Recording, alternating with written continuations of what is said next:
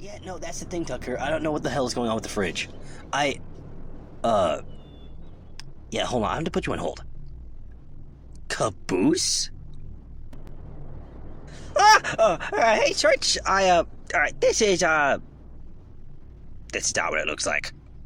Caboose, what the fuck are you doing to the fridge? The Kool-Aid wasn't cool enough. God damn it, Caboose! You know what? Fuck it. I'm not angry. I'm not mad. I'm just really, really disappointed. Dude, what the hell is going on in here? Why is it taking so long to fix the fucking fridge? Caboose has been messing with it the entire time. Caboose, what the fuck? Tucker did it. Dude, you can't even fucking say that. I've been in the bathroom for the past 45 minutes.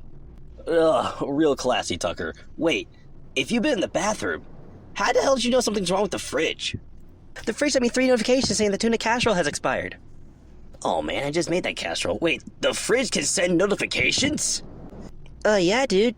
In the dishwasher, the toaster oven, the microwave, even the patio. We have a patio? It's a smart patio.